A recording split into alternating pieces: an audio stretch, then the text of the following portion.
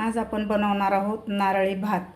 हे भात खायला अप्रतिम लागतो आणि करायला सुद्धा अगदी 10 मिनिटात बनवून तयार होतो। आज आपण हे नारळी भात कुकरमध्ये बनवणार आहोत। चला तर मग रेसिपीला सुरुवात करूया। नारळी भात बनवण्यासाठी मी इथं 1 वाटी तांदूळ स्वच्छ 3 पाण्याने धुवून याला अर्धा तास भिजत घातलं होतं। व्यवस्थित तांदूळ भिजलेले आहेत। इथं मी बासमती तांदूळ घेतलेला आहे। या वाटीने 1 वाटी तांदूळ घेतलेला आहे। या ठिकाणी तुम्ही दुसरा कोणताही सुवासिक तांदूळ वापरू शकता। तर आपल्याला हा तांदूळ आता एका चाळणीवर काढून घ्यायचा आहे। याचं पूर्णपणे पाणी काढून घ्यायचं आपल्याला चाळणीवर काढून। एका चाळणीवर हे तांदूळ काढून घेतलेले आहेत। यामधलं मी पूर्ण पाणी काढून घेतलेलं आहे। आपल्याला हे 5 मिनिटं असा निथळत ठेवायचे आहेत तांदूळ, म्हणजे यामधलं पूर्ण पाणी निघून जातं आणि तांदूळ थोडेसे असे कोरडे होतात। मी इथं कुकर ठेवलेला आहे। आज आपण नारळी भात कुकरमध्ये बनवणार आहोत। तर यामध्ये घालायचं आपल्याला 2 चमचे साजूक तूप घालायचं आहे।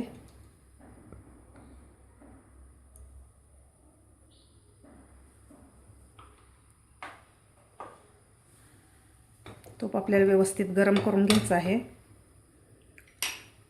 आता यामध्ये घालायचे आपल्याला 2 हिरवी वेलची, 3 लवंग आणि 2 दालचिनीचे तुकडे घालायचे आहेत। वेलची आपल्याला त्याचे पुढचा भाग असा फोडून घालायचा आहे, म्हणजे त्याचा स्वाद खूप छान उतरतो नारळी भातामध्ये। आता 1 मिनिटभर आपल्याला हे परतून घ्यायचे आहेत खडे मसाले।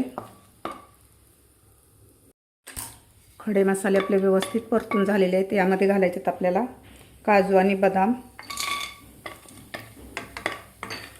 काजू आणि बदाम सुद्धा आपल्याला 1 मिनिटभर थोडेसे तुपामध्ये फ्राय करून घ्यायचे आहेत। जास्त लाल नाही करायचे आपल्याला। तुपामध्ये फ्राय करून घेतल्यानंतर ते खाताना खूप छान लागतात आपले ड्रायफ्रूट। आपले ड्रायफ्रूट सुद्धा 1 मिनिटभर व्यवस्थित परतून झालेले आहेत। आता यामध्ये घालायचे आहेत आपल्याला हे भिजवून घेतलेले निथळून घेतलेले तांदूळ घालायचे आहेत।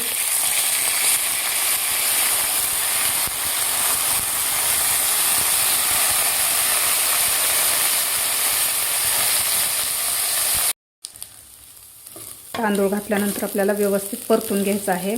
तुपामध्ये तांदूळ परतून घेतल्यामुळे आपलं नारळी भात खूप चवीला छान लागतो।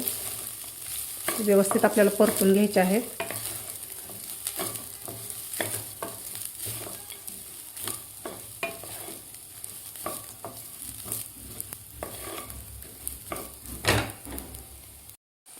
दोन मिनिटं मी हे तांदूळ व्यवस्थित तुपामध्ये परतून घेतलेले आहेत। तर आता आपल्याला हे ओलं नारळ मी खवून घेतलेलं आहे 1 वाटी। 1 वाटी तांदूळ घेतला होता आपण, त्याच वाटीनं मी 1 वाटी ओला नारळाचा किस घेतलेला आहे। आता हे ओला नारळसुद्धा आपल्याला तांदळाबरोबर व्यवस्थित परतून घ्यायचं आहे।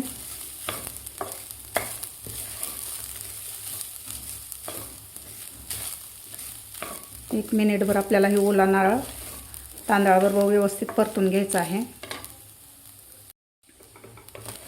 तर नारळसुद्धा व्यवस्थित परतून झालेला आहे। आता यामध्ये घालायचं आपल्याला गूळ। मी इथं 1 वाटी तांदळाला 1 वाटीच गूळ घेतलेला आहे, बारीक खिसून घेतलेला आहे। आता गूळसुद्धा व्यवस्थित परतून घ्यायचा आपल्याला ह्या नारळाबरोबर आणि तांदळाबरोबर। गूळ आपल्याला जास्त काळा घ्यायचा नाही, नसता भाताचा कलर खूप डार्क होतो। व्यवस्थित परतायचं आपल्याला गूळ। गूळसुद्धा मी 2 मिनिटं परतून घेतलेला आहे खाली नारळ आणि तांदळामध्ये व्यवस्थित। गूळ व्यवस्थित मेल्ट झालेला आहे। आता यामध्ये घालायचं आपल्याला नारळाचं दूध। मी इथं 1 वाटी तांदूळ घेतलेले आहेत, तर आपल्याला 2 वाटी नारळाचं दूध घालायचं आहे।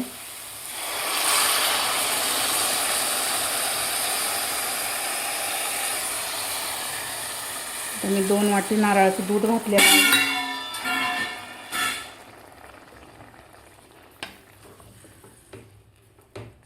तर दूध घातल्यानंतर व्यवस्थित आपल्याला हलवून घ्यायचं आहे।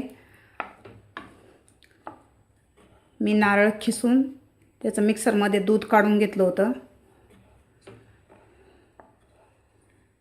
आपण जसं सोलकढीला दूध काढतो नारळाचं, त्या प्रकारे मी हे दूध नारळाचं काढून घेतलेलं होतं। आता यामध्ये घालायचं आपल्याला थोडंसं मीठ।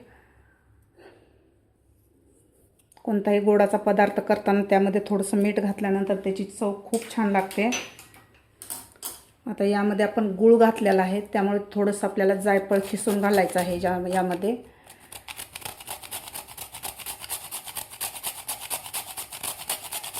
अशा प्रकारे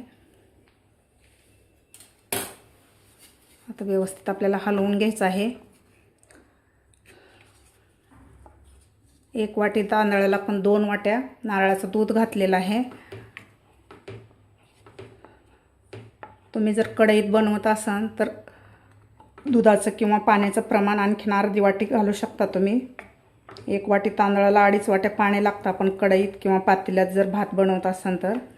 कुकरमध्ये बनवायला दुप्पट पाणी घातलं का पुरेसं होतं. आता याला एक उकळी काढून घ्यायची आपल्याला. व्यवस्थित उकळी आलेली आहे, तुम्ही बघू शकता. आता याला झाकण लावून आपल्याला 1 शिट्टी करून घ्यायची आहे. 1 शिट्टीमध्ये आपला भात व्यवस्थित शिजला जातो, कारण आपण तांदूळ अर्धा तास भिजत घातलेले आहेत, त्यामुळे 1 शिट्टीमध्ये व्यवस्थित आपला भात शिजतो. 1 शिट्टी करून घेतलेली आहे. कुकर आपलं थंड झालेलं आहे. आता आपण झाकण काढून बघूया.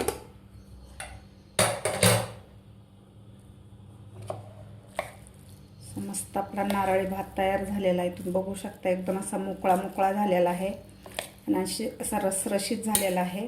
तुम्ही बघू शकता. एका शिट्टीत आपला असा मस्त नारळी भात तयार झालेला आहे. आता आपण सर्व करून घेऊया.